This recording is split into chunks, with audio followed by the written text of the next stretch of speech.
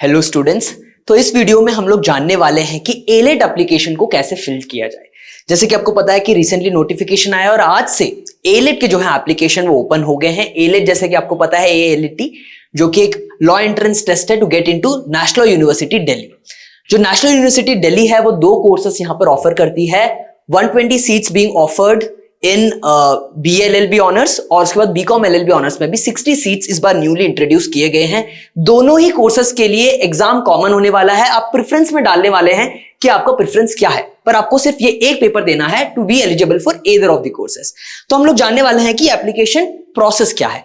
तो अगर आप एलेट के आप अगर NLU दिल्ली के पेज पे आएंगे, मेन पेज पे, तो यहां पर आपको दिखता है कि आपको यहां पर रजिस्टर करना पड़ेगा, राइट। रजिस्टर फॉर एलेट 2025 आप रजिस्टर पे दबाएंगे और उसके बाद आपको कुछ बेसिक डिटेल्स यहां पर फिल करनी पड़ेंगी, जैसा कि आपका नाम, आपका ईमेल एड्रेस, उसके बाद यहां पर application type, that is either you are an Indian citizen, that means आपके पास इंडियन सिटीजनशिप है। अगर आपके पास इंडियन सिटीजनशिप नहीं है then you will be called a foreign nationals, OCI और PIO, person of Indian origin. In either case it all depends on whether you are Indian citizen or not. Mostly because you people will be Indian citizen, आपको यहाँ पर Indian national भरना है, otherwise आप foreign nationals भरेंगे, right. उसके बाद आप ये रजिस्टर करेंगे, जिसके बाद आप सक्सेसफुली यहाँ पर रजिस्टर हो जाएंगे थ्रू ईमेल एड्रेस। यार यू आर नॉट मेंशनिंग, यहाँ पर आप लोग फोन नंबर नहीं मेंशन कर रहे हैं, तो सारा कम्युनिकेशन जो है अभी इस ईमेल एड्रेस से ही होगा। तो एक एक्टिव ईमेल एड्रेस रख के आप ये प्रोसेस कंप्लीट करेंगे, रजिस्टर। उसके बाद आप जब रजिस्टर कर लेंगे तो आप वापस इस पेज पे आएंगे जहां पर आपको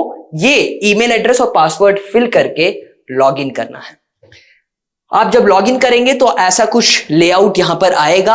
आपको यहां से आपको एप्लीकेशन फॉर्म फिल करना स्टार्ट करना पड़ेगा। स्टार्ट कहां से करेंगे? आप यहां से करेंगे जहां पर सबमिट एप्लीकेशन फॉर्म का बटन है। आप जब इसे क्लिक करेंगे तो यहां पर बहुत सारे वर्टिकल्स खुल रहे हैं, आप जैसे कि देख सकते हैं। आपको एक जगह आपके जनरल डिटेल्स डालना है, यहां पर contact details, family details, academic qualification और declaration. So let's go to each tab और देखते हैं कि ईच टैब में क्या क्या चीजें फिल करनी है। तो अगर हम लोग जनरल में आए तो यहां पर आपको एक फोटो और आपका सिग्नेचर अपलोड करना है। These are the only 2 documents as such जो सबको अपलोड करना है। बाकी डॉक्यूमेंट्स में बताऊंगा according to reservation you are availing, वो आपको भरना है, पर ये 2 चीजें आप भरेंगे। उसके बाद मैंने जैसे कि बोला बीकॉम LLB है और BLLB ऑनर्स भी है, B Com LLB honours and BLLB honours. Now B Com LLB honours में जो 60 सीट्स हैं वो रेजिडेंशियल नहीं है, यानी कि वो डे स्कॉलर स्कीम पे है, यानी कि आपको रेजिडेंशियल फैसिलिटीज नहीं मिलेंगी। Whereas 120 seats of BLLB honours आपको वो फैसिलिटी मिलती है। क्योंकि ये ओल्डर कोर्स है, most of the people would prefer that, even I would suggest to prefer BLLB honours. But if आपको लगता है कि आपका जो इंटरेस्ट है वो कहीं और लाइक करता है, तो इन दैट केस डेफिनेटली अगर आप कॉमर्स बैकग्राउंड से हैं और आप वो पोजेस करते हैं कि आप बीकॉम LLB आपको ज्यादा इंटरेस्ट करेगा, ज्यादा सूट करेगा, in that case you can change preference, but I would suggest BLLB honours followed by B Com LLB honours. उसके बाद अपना आप पर्सनल डिटेल्स भरेंगे as your name as given in class 10th का जो आपका मार्कशीट है उसमें जैसा आपका नाम आ रहा है वैसा आप यहां पर फिल करेंगे। आपका डेट ऑफ बर्थ, आपका जेंडर, रिलीजन, नेशनैलिटी, क्योंकि हम लोगों ने जब रजिस्टर कर रहे थे तभी हम लोगों ने मेंशन कर दिया था, तो ये बाय डिफॉल्ट सेट हो जाएगा। पर अगर आप फॉरेन नेशनल्स क्लिक किया है तो आपको कोई और कंट्री चूज करना पड़ेगा। उसके बाद आपका मोबाइल नंबर आप यहां पर एंटर करेंगे, जो एक एक्टिव नंबर होना चाहिए टिल दी काउंसलिंग एंड्स, तो ये नंबर आप थोड़ा सा सोच समझ के भरिए। इसके बाद आप कैटेगरी भरेंगे, general, EWS, as you know कि जनरल में EWS अवेल कर सकते हैं अगर आपके पास वो रिक्वायर्ड कंडीशंस हैं। उसके बाद OBC नॉन क्रीमी लेयर, इधर आपको OBC होना भी जरूरी है और आपके पास एक नॉन क्रीमी लेयर होना भी जरूरी है, right. These are 2 different classes, make sure that you fall under both of that means आप OBC भी है, साथ में आपके पास नॉन क्रीमी लेयर का भी प्रोविजन है। SC ST बहुत कॉमन है, आपको पता है ये क्या है, उसके हिसाब से आप यहां पर सेलेक्ट कर लेंगे। सपोज मैं यहां पर जनरल सेलेक्ट कर लेता हूं। उसके बाद पर्सन विद डिसेबिलिटी, अगर आप पर्सन विद डिसेबिलिटी हैं तो यस, नो, इधर भी आपको जो है वैलिड सर्टिफिकेट्स होना जरूरी है in order to avail this. उसके बाद टेस्ट सेंटर का चॉइस भरेंगे, सिटीज हैं, बहुत सारे ऑप्शंस यहां पर दिए गए हैं, आप उस तरीके से प्रेफरेंस चूज करेंगे।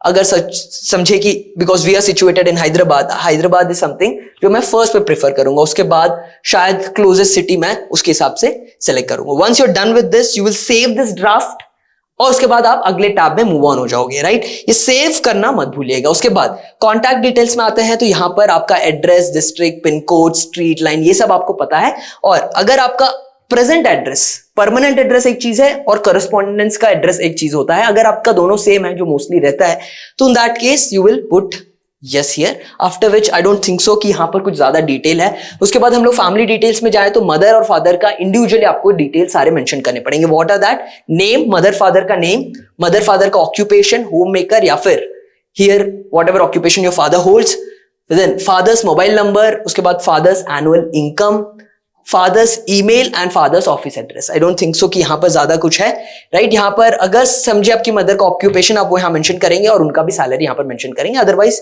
The provision is there to also put 0 और less than 1 lakh is there, you can opt for that.